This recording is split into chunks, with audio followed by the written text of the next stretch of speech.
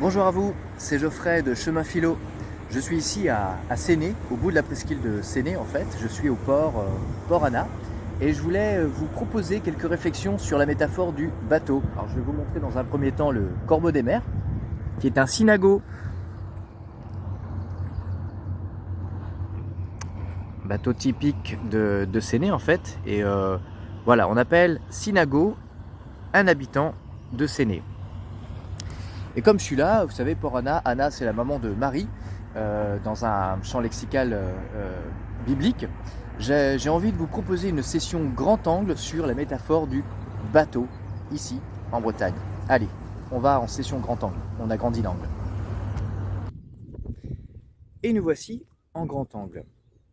La raison pour laquelle je voulais vous faire une session grand angle dans le golfe du Morbihan, là, avec la mer, c'est que je vous parlais tout à l'heure du vieux gréement, ici à Séné, c'est que je ne sais pas si vous vous souvenez, mais quand vous avez appris l'anglais, moi quand j'ai appris l'anglais, j'ai su que l'anglais, les articles n'étaient pas sexués. Il n'y avait pas la, lune, le soleil. Tout est avec the en fait, qui pourrait être neutre. Nous avons la table. En anglais c'est the table. La lune, en français c'est féminin. En anglais ça va être the moon. En fait, il y a pas de, c'est pas sexué. Et ce qui est intéressant, c'est que hop, je bascule en allemand. La lune en allemand est masculin et le soleil en allemand est féminin. Mais ça pourrait faire l'objet d'une autre vidéo. Bref, en anglais, tout est, c'est pas sexué dans les articles, le et là, tout est avec the, tout est neutre en fait. Et lorsqu'on arrive au bateau, c'est pour ça que je voulais faire une session grand angle sur le bateau. En anglais, c'est she. On ne démord pas, c'est féminin quoi. Et c'est étrange.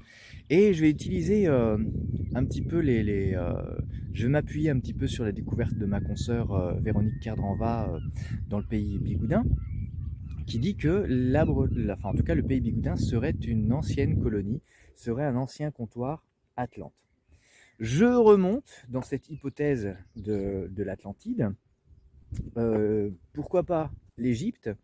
Eh bien justement au temple de Hathor, Isis, je pourrais vous mettre les références un petit peu plus bas sur la vidéo, eh bien, lorsqu'il y avait le lever héliaque, donc le lever de Sirius en même temps que le soleil, ça annonçait la crue du Nil. Nil, eau, naviguer sur les flots.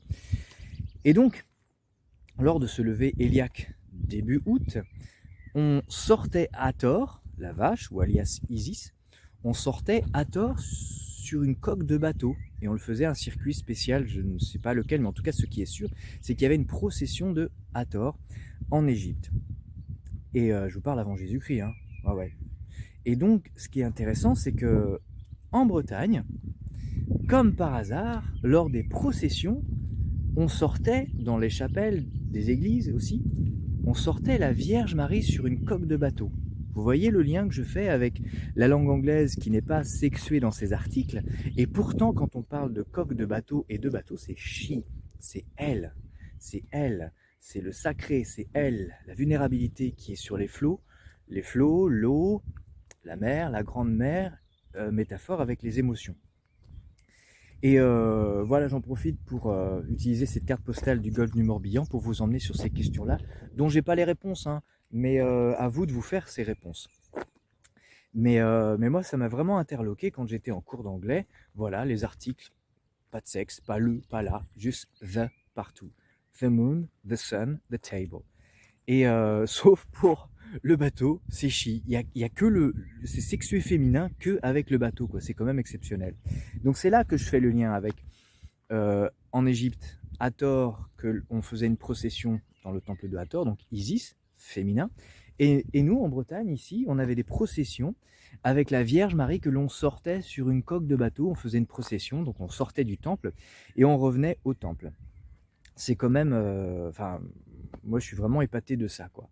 Donc je voulais faire une session grand angle pour vous proposer un petit peu plus de questions et justement élargir un petit peu comment ça se fait qu'en Égypte il y avait ça, comment ça se fait qu'en Bretagne il y avait ça, comment ça se fait que dans la langue anglaise ça n'est pas sexué uniquement avec le bateau et que on peut utiliser donc l'eau, métaphore des émotions.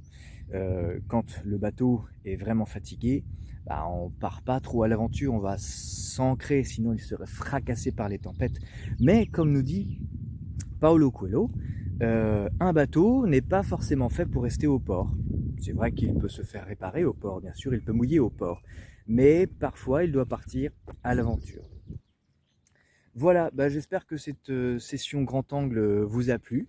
Je cherchais simplement à élargir l'angle, je n'ai pas de réponse à apporter, simplement pour vous proposer justement que c'est une vraie coïncidence qu'en Égypte, on sortait Hathor, alias Isis, hors du temple, on lui faisait une procession sur une coque de bateau, il s'agit du féminin sacré. En Bretagne, on sortait Marie aussi lors d'une procession sur une coque de bateau et on la faisait re-rentrer. Et en anglais, les articles n'ont pas de sexe uniquement dans le domaine du bateau, et là c'est féminin, sur les flots. Voilà. Eh bien, je vous donne quelques liens sous la vidéo si vous avez envie de creuser l'enquête et de voilà, partager des choses en commentaire. Bienvenue.